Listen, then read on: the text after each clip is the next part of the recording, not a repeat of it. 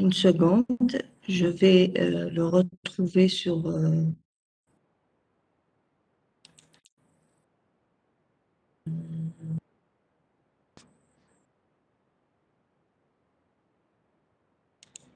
une seconde, hein.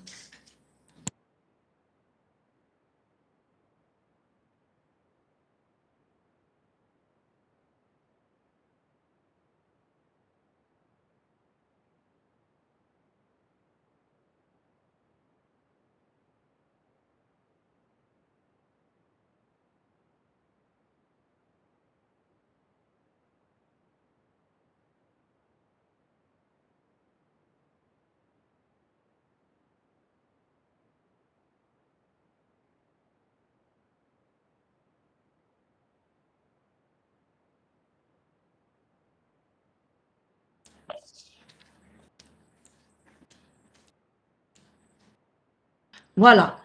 Donc aujourd'hui, on va faire l'échelonnement.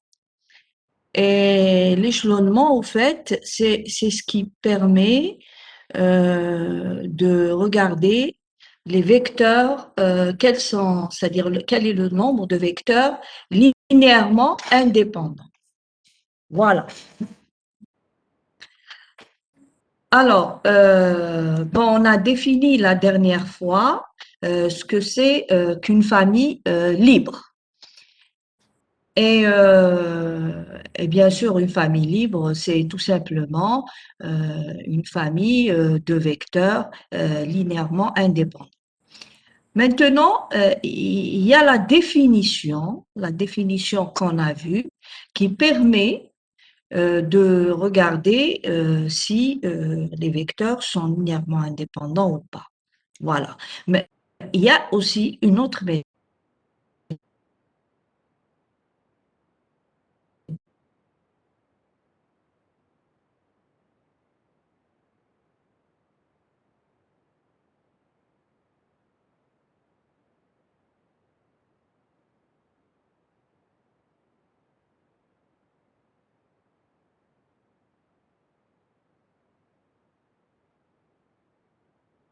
Tout ça, je n'arrive pas à me dire voilà. Je sais pas si c'est la connexion qui est lente, mais ça veut pas partir, ça. Voilà, je comprends pas.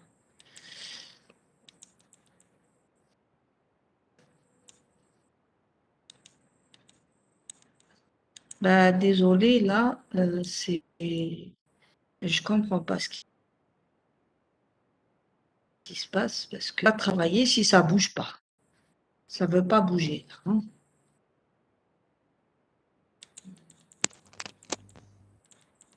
Bon,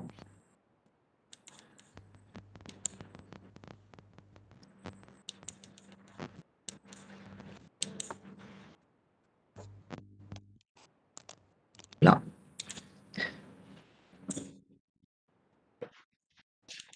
Bon, ça bouge pas. L'écran ne bouge pas.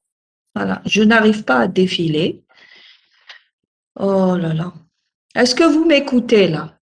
Est-ce que vous êtes là? Oui, Eh, je suis désolée, On je vous n'arrive écoute. pas c'est bloqué, je comprends pas. Voilà. C'est, oh là là. Là, j'allais enregistrer et il me donne la page d'enregistrement, mais c'est bloqué, ça veut pas enregistrer. Bon, je comprends pas.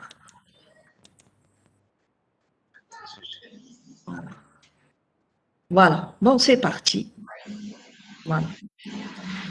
Voilà. Donc, échelonnement errant d'une famille de vecteurs.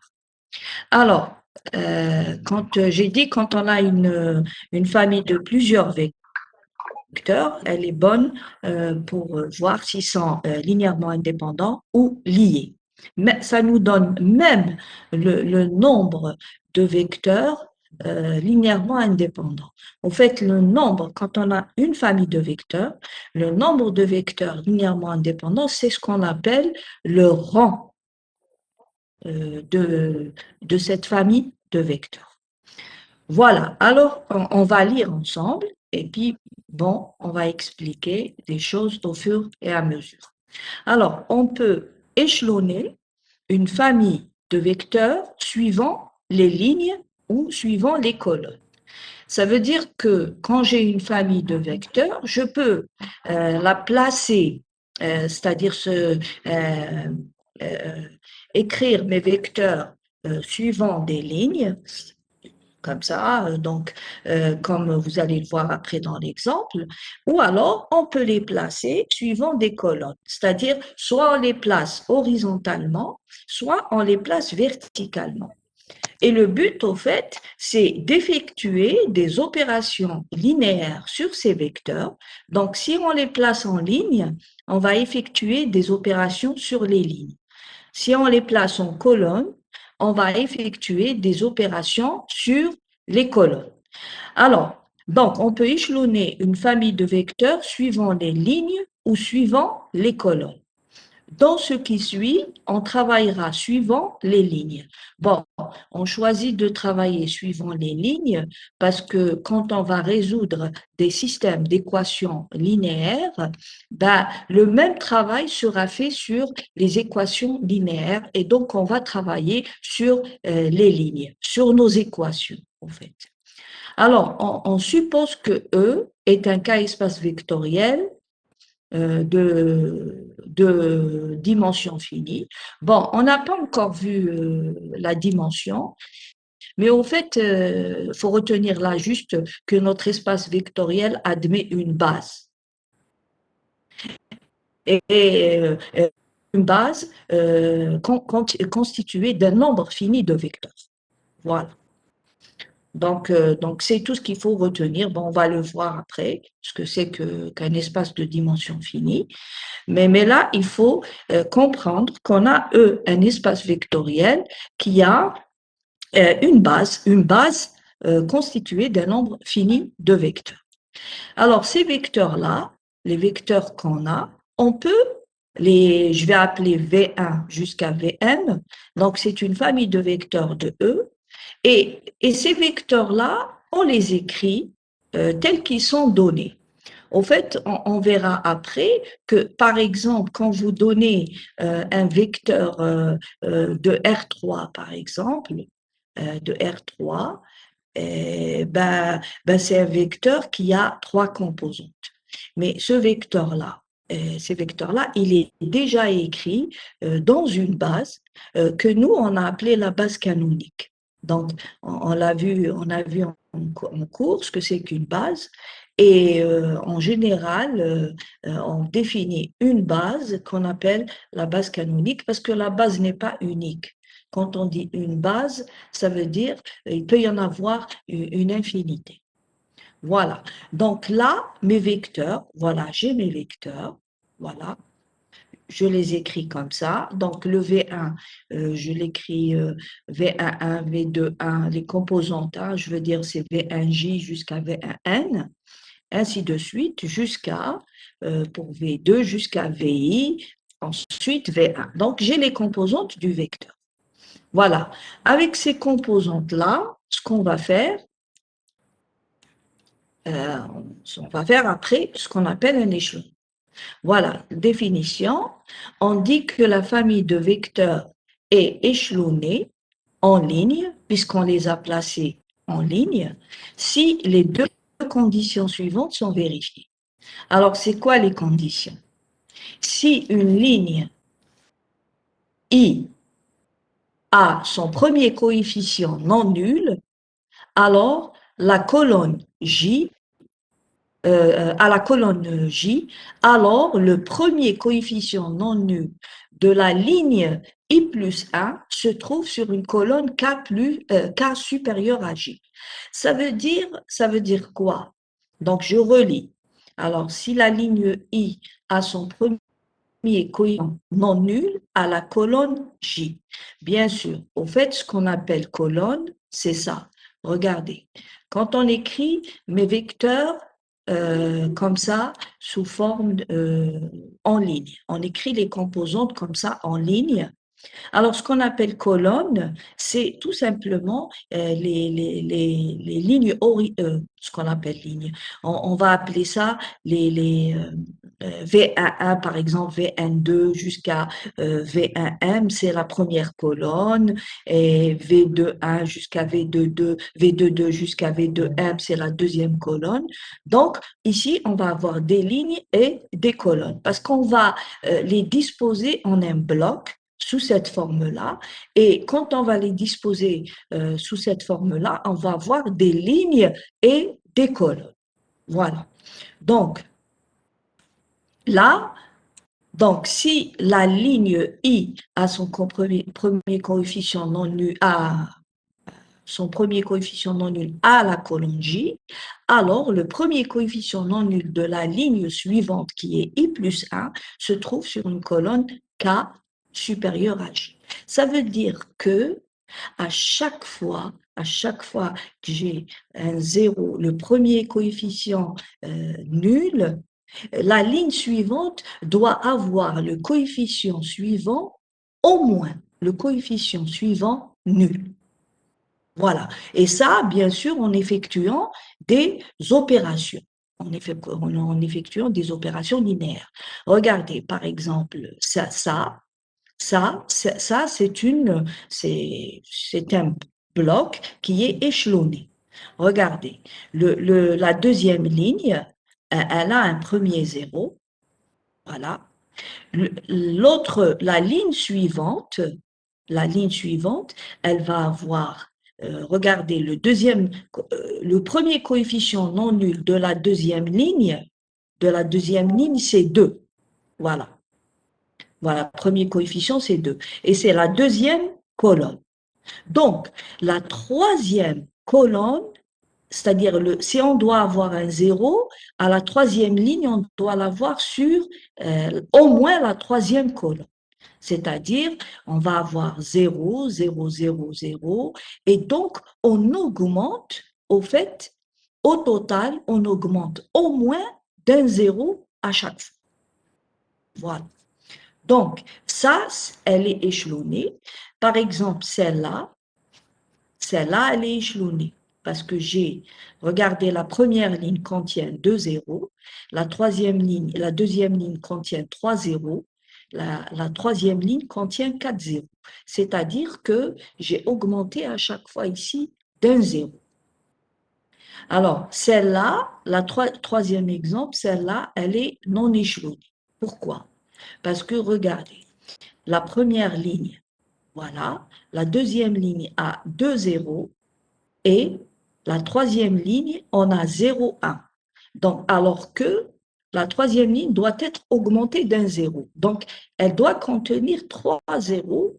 Les trois premières composantes doivent être nulles.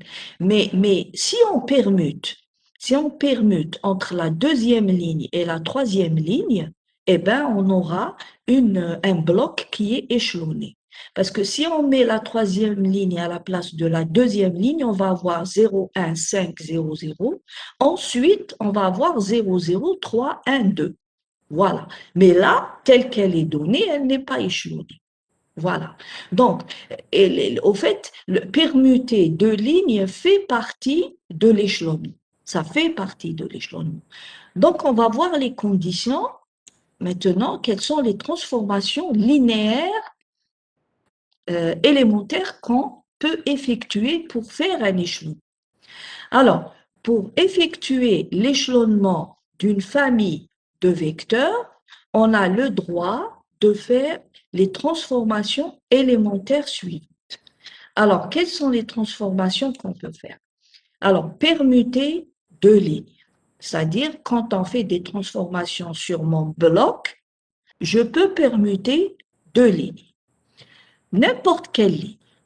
Alors, la deuxième chose que je peux faire, c'est multiplier une ligne, c'est-à-dire un vecteur, par un scalaire non nul. C'est-à-dire un vecteur, je peux le transformer en un vecteur un autre vecteur en ayant multiplié ce vecteur par un scalaire qui est non nul. Je peux ajouter à une ligne une combinaison linéaire des autres lignes. Voilà. C'est-à-dire une ligne, je peux la transformer en, en une autre, c'est-à-dire en un autre vecteur. Un vecteur, je peux le transformer en un autre en lui rajoutant, si vous voulez, une combinaison linéaire des autres vecteurs. Voilà. Donc ça, c'est les opérations qui sont permises. Par exemple, je ne peux pas transformer un vecteur par un autre en le multipliant par un autre vecteur. Non, on ne peut pas faire des multiplications.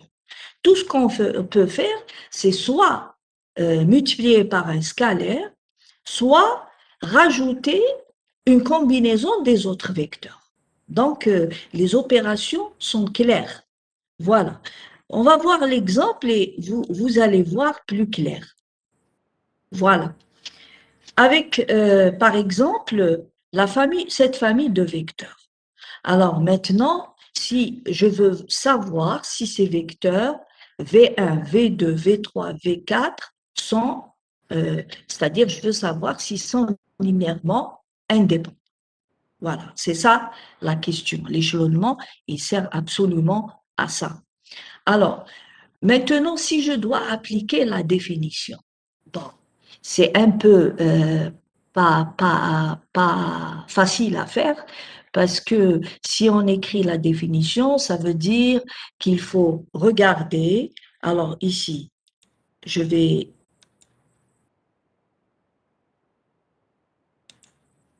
voilà,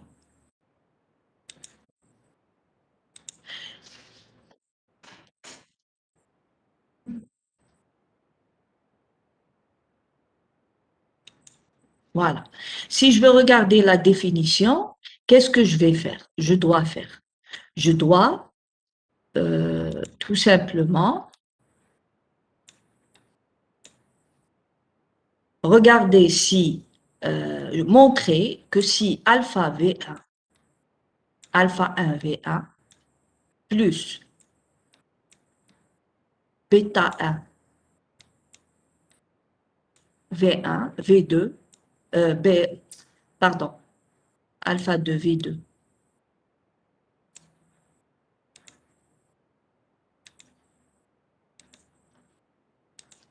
voilà, alpha 2 V2, donc plus alpha 3 V3 plus alpha 4, on a 4 vecteurs, donc alpha 4 V4 égale au vecteur nul, ça veut dire ici on a 4 composantes. On a combien de composantes pour notre... Non, on a 5 composantes. Vous voyez que chaque vecteur, il a 5 composantes. Donc, égal à 0, donc 0, 0, 0, 0. Ça, il faut montrer que alpha 1 égale alpha 2 égale alpha 3,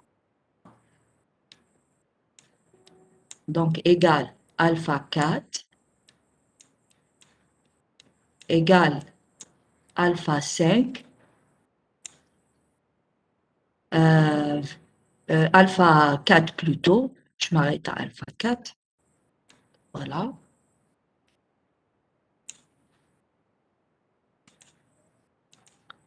Voilà, égale 0. Voilà. On a 4 vecteurs et ces vecteurs-là, ils ont 5 composantes. Donc, je dois montrer que si cette combinaison est nulle, alors tous les scalaires sont nuls. Bon, si j'écris cette combinaison nulle, je vais tout simplement avoir quelque chose comme 5 équations à 4 inconnues. Donc, résoudre cinq équations à 4 inconnues, c'est long. D'accord? Ça doit être long. Alors, l'échelonnement nous permet de le faire sans, c'est-à-dire plus rapide. Tiens, plus rapide. Alors, ici, donc, on va continuer. Donc, voilà, vous pouvez le faire comme ça, montrer ça, mais je vous dis, c'est plus long. Alors, moi, je propose cette méthode-là qui est plus rapide. Donc, qu'est-ce qu'il dit l'échelonnement? Donc, voilà. Ici, je prends le premier vecteur. Le premier vecteur qui est V1. Le premier coefficient non nul, c'est 1. Voilà. Ensuite, qu'est-ce que je fais? Je vous demande de suivre cette méthode pour ne pas se perdre. Voilà, on fixe le premier vecteur. Voilà, le premier vecteur est fixé. Sa première composante, c'est 1. Qu'est-ce qu'on fait? On va faire des opérations sur la première ligne. C'est-à-dire, on va transformer le deuxième vecteur, voilà, le deuxième vecteur V2, on va le transformer en V2 moins 2V1 pour avoir un 0 à la première composante. On va faire ça pour toute la première colonne. C'est-à-dire, on va essayer d'avoir des zéros sur toute la première colonne. Donc, on fait V2 moins 2V1, on obtient un autre vecteur V'2 qui est celui-là. Ensuite, on fait V3 plus V1. Attention, ici, le premier vecteur V1, il est fixé. Donc, on travaille par rapport à la première ligne. Maintenant, V'3, c'est quoi? C'est V3 plus V1. Donc, on va avoir ce vecteur-là. Ensuite, on va faire V'4, c'est tout simplement V4 plus 2V1. Parce que là, on a un moins 2, hein? Donc on fait plus de V1 pour avoir un 0, c'est-à-dire avoir cette ligne-là. Voilà. Donc, l'idée, je fixe le premier vecteur et j'essaie d'avoir des zéros à la première colonne. Alors, deuxième opération. Oui, oui, j'entends pas très bien. Oui, qu'est-ce que vous dites? Vous n'avez pas compris. Alors, je répète. Voilà. L'idée de l'échelonnement, c'était quoi? C'était, je vous ai dit, c'est avoir un zéro à chaque fois, un zéro de plus au moins à chaque fois que vous passez à la ligne suivante. D'accord? Alors, ce qui nous permet d'avoir ces zéros-là, c'est les opérations linéaires qui sont permises, c'est-à-dire les opérations que vous pouvez faire.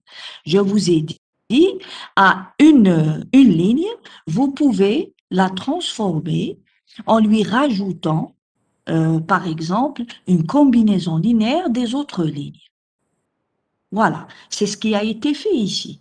Alors, je vous ai dit, l'idée, c'est de fixer pour avoir des zéros à chaque fois, pour obtenir vos zéros. Alors, la méthode, c'est de fixer la première ligne et on fait les opérations des autres lignes par rapport à la première ligne. C'est ce qu'on a fait pour avoir des zéros à la première colonne. Voilà. Donc, on a fait ça. On a fixé la première ligne, elle reste comme ça. Et les zéros qu'on obtient dans la première colonne, ils sont obtenus en faisant des opérations, en transformant nos vecteurs, par exemple V2, le vecteur V2, je l'ai transformé en V2 moins 2V1. Et j'ai eu un 0 à la première composante. Peu importe ce qu'il y a après. L'essentiel, nous, c'est d'avoir d'abord des zéros sur la première colonne. Regardez ici, quand vous faites, regardez, là, le V2, sa première composante, c'est 2. Alors, pour avoir un 0 ici, je vais faire V2 moins 2V1, parce que V1, pour moi, elle est fixée. Ici, regardez V3. V3, sa première composante, c'est moins 1. moins 1. Pour avoir un 0, je vais faire V3 plus V1. Et la troisième ligne, elle contient comme première composante, c'est moins 2. Alors, pour avoir un 0, je fais V4 plus 2V1. Est-ce que c'est clair? Oui, c'est clair, merci. Oui. Bon, c'est une méthode de calcul, hein. Vous vous allez voir après que ça se tient très bien et que à la fin, vous allez voilà, regardez, moi je vous donne une méthode bon, quand on applique les opérations linéaires, je vous dis, il ne faut pas faire n'importe comment le calcul parce que vous risquez de vous perdre. Parce qu'il faut avoir à chaque fois un zéro de plus par rapport à la ligne précédente. Donc, il faut avoir une méthode. Comme ça, vous n'allez pas mélanger les choses. Voilà, donc là, fixer la première ligne, avoir des zéros à la première colonne. Ensuite, qu'est-ce qu'on va faire? On a déjà des zéros à la première colonne, hein, les trois dernières composantes de la première colonne. Maintenant, pour avoir des zéros à la deuxième colonne, on va fixer la deuxième ligne, c'est-à-dire ma ligne qui est fixée cette fois-ci, c'est 0, 3, moins 1, 1, 2. Je fixe celle-là et je travaille les deux dernières lignes par rapport à cette ligne-là. Donc, qu'est-ce que je vais avoir? Je vais avoir, regardez, ici, il y a déjà un 0. Je ne le touche pas parce que moi, mon but, regardez, j'ai ce 0, j'ai ce 0, j'ai ce 0. Maintenant, l'idée, c'est d'avoir un 0 ici, avoir un 0 ici et d'avoir un 0 ici. Alors, ici, j'ai déjà le 0. Je l'ai, donc je ne touche pas à cette ligne. J'ai déjà un 0. Mais avoir un 0 ici, qu'est-ce que je dois faire? Par rapport à la deuxième ligne, je fais cette ligne moins la quatrième ligne moins la deuxième ligne pour avoir un 0. Donc, c'est ce qui a été fait ici. Regardez. Ici, j'ai appelé V tierce 3, mon V seconde 3. Je ne l'ai pas touché. Maintenant, après, qu'est-ce que je fais? Je fais V seconde 4 moins V seconde 2, c'est-à-dire la quatrième ligne moins la deuxième ligne, et je vais avoir ici, je fais la différence, qu'est-ce que j'obtiens? 3 moins 3, j'ai 0, donc j'ai le 0 ici. Après, je fais moins 4, moins 1, je vais avoir moins 4, moins 1, je vais avoir moins 3. Voilà, celui-là. Ensuite, je fais 0, moins 1. Je vais avoir moins 1 ici. Et je vais faire 4, 4, moins 2. Et je vais avoir mon 2 ici. Voilà. Donc, ici, qu'est-ce que j'ai fait? On a pu avoir ici 0, 0. Maintenant, pour avoir, parce que nous, qu'est-ce qu'il s'agit de faire? Ici, j'ai, à la première composante, j'ai un 0. Ici, j'ai 0, 0. Là, je dois avoir un 0 à la troisième composante, c'est-à-dire celle-là. Maintenant, je vais fixer la troisième ligne et faire les opérations de la quatrième ligne par rapport à à la troisième ligne. Au fait, pour avoir un 0 de plus, conclusion, pour avoir un 0 de plus, il faut qu'on fasse les opérations entre les lignes qui ont le même nombre de zéros. Voilà. Donc là, je fixe la troisième ligne et je fais mon opération par rapport à la troisième ligne. Et je vais faire V tierce 4, qui est celui-là. Donc, je vais faire ça. Donc, je vais faire V tierce 4 plus V tierce 3 pour avoir un 0 ici. Voilà. Donc, quand je fais, je fais la somme. Regardez. Je fais la somme. Voilà, je fais ça plus ça. Je vais avoir 0, 0, 0. 1 moins 1, 1 plus moins 1, c'est 0, et moins 2 plus 2, c'est 0. Donc, voilà. Et au total, je vais avoir ce bloc-là qui est de lignes qui est échelonné. Vous remarquez ici, regardez, j'ai 0, j'ai 0, 0, j'ai 0, 0, 0, 0. C'est-à-dire que l'échelonnement veut dire tout simplement qu'on doit avoir un bloc où, quand on passe d'une ligne à une autre, on a un 0 de plus, on a au moins un 0 de plus. Parce qu'on peut avoir 2 zéros, 3 zéros, ainsi de suite. Alors, regardez, est-ce qu'il y a des questions concernant juste le calcul? Est-ce qu'il y a des questions? Non, Est-ce que... Non? D'accord. Alors, je résume. Je résume. L'idée, c'est fixer la première ligne, avoir des zéros à la première colonne. Fixer la deuxième ligne, avoir des zéros à la deuxième colonne. Fixer la troisième ligne, avoir des zéros à la troisième colonne, ainsi de suite. C'est ça l'idée du calcul. Alors, maintenant, je vais dire, on a ainsi obtenu une famille de vecteurs échelonnés. Alors, remarquons que si je refais tous les calculs que je viens de faire auparavant, au fait, le V4, 4 prime 4, c'est au fait V4 3 prime plus V3 3 prime. Mais le V4 3 prime, ça n'est que V4 secondes moins V2 secondes. Et plus, ici, le V3 prime, on l'a gardé fixé, ça donne V3 secondes. Après, je remplace ici par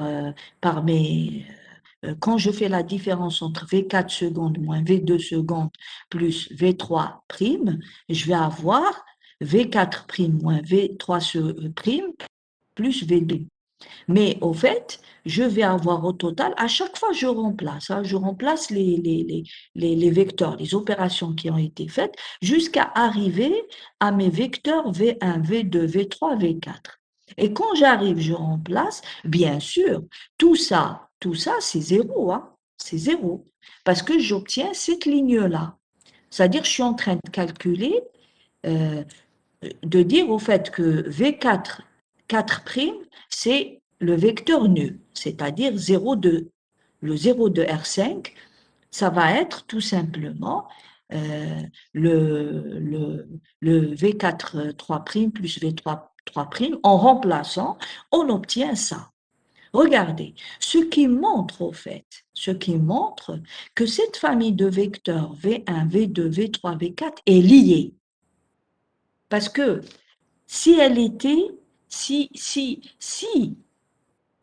la famille V1, V2, V3, V4 est, euh, est libre, si on a une combinaison de ces vecteurs nuls, ça veut dire que les scalaires doivent être nuls.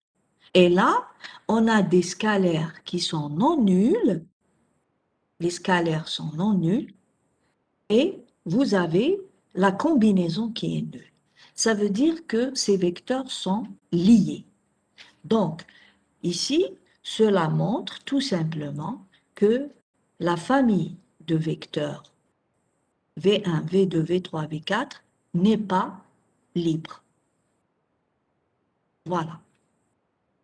Voilà, donc je peux conclure, je peux dire la chose suivante. Quand on fait un échelonnement, quand on fait un échelonnement, si on obtient une ligne totalement nulle, donc vous voyez que cette ligne est totalement nulle, si on obtient une ligne totalement nulle, ça veut dire que les vecteurs, mes vecteurs ne sont pas linéairement indépendants, ils sont liés.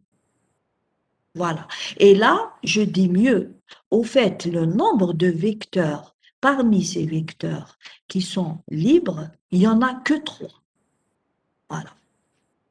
Il n'y en a que 3. Parce que parmi les trois lignes obtenues, les trois premières lignes obtenues, ben, il n'y a pas de ligne nulle, et donc ça veut dire euh, qu'ils sont, qu'il y en a trois qui sont linéairement indépendants. Voilà. Donc, une famille, si vous voulez savoir si elle est libre ou liée, déjà, au fait, l'échelonnement, il nous donne beaucoup, beaucoup de choses. Vous allez voir qu'on va le rencontrer souvent parce qu'il nous résout beaucoup de problèmes. Quand on a affaire à une famille, une grande famille de vecteurs, l'échelonnement nous résout le problème. Voilà. Donc, il faut retenir la chose suivante, c'est que quand vous avez une famille de vecteurs, vous voulez savoir si cette famille est libre ou liée, vous faites un échelonnement. Et je vous ai dit, l'échelonnement, fixer la première ligne, avoir des zéros sur la première colonne, fixer la deuxième, travailler par rapport à la deuxième, ben, fixer la troisième, ainsi de suite. Ça, c'est la méthode avec laquelle vous allez doucement et sûrement. Mais il y a maintenant, il y a par exemple des choses du genre, regardez, je reviens aux exemples de tout à l'heure, pas celui-là. Regardez. Par exemple, parmi les opérations qu'on peut faire, parmi les opérations qu'on peut faire, on a dit qu'on pouvait permuter deux lignes. Par exemple, si j'ai fait des opérations, les premières opérations, hein, c'est-à-dire j'ai pas été jusqu'au bout. Les premières opérations, j'ai obtenu ce bloc-là, ces trois lignes-là. Qu'est-ce que je fais? Donc, parmi les opérations qu'on peut faire, c'est permuter deux lignes. Donc, je peux permuter entre celle-là et celle-là et je vais avoir un système de vecteurs qui est échelonné. Voilà. Mais si je la laisse comme ça, non, je ne peux pas dire qu'elle est échelonnée. Il faut permuter pour dire, voilà, elle est échelonnée. Donc, les premières opérations peuvent vous donner quelque chose comme ça. Quelque chose comme ça. Mais il faut remarquer qu'en permutant les deux dernières lignes, on a un système qui est échelonné. Voilà. Est-ce qu'il y a des questions? S'il vous plaît, est-ce que vous êtes là? Ouais, il m'a demandé là Oui. Est-ce qu'il y a des questions? non, il n'y a pas. Non? Bon, ce soir, je vais envoyer à Wissal ce cours-là, donc celui que je viens de faire maintenant. Donc, je vous demande de comprendre bien l'échelonnement, parce que si vous avez des questions, je suis là. Alors, pourquoi le comprendre bien? Parce qu'on va travailler avec ça pour les matrices, alors là, les systèmes. Si on ne sait pas échelonner, on ne pourra jamais résoudre un système. Enfin, jamais. Non. Je veux dire qu'on ne pourra pas résoudre rapidement un système. Donc, il faut comprendre l'échelonnement. C'est très, très important. On va travailler avec ça jusqu'à la fin. Et il nous résoudra beaucoup de problèmes. D'accord? Si vous avez des questions précises et tout, vous me les posez, je vous répondrai. Voilà. Donc, j'ai dit une demi-heure, mais on a commencé tard. Bon, c'est pas grave. Bon, le prochain cours, je reviendrai bien sûr sur ça parce qu'à chaque fois c'est-à-dire à chaque fois qu'on a un système, on va utiliser l'échelonnement pour que vous puissiez vous habituer.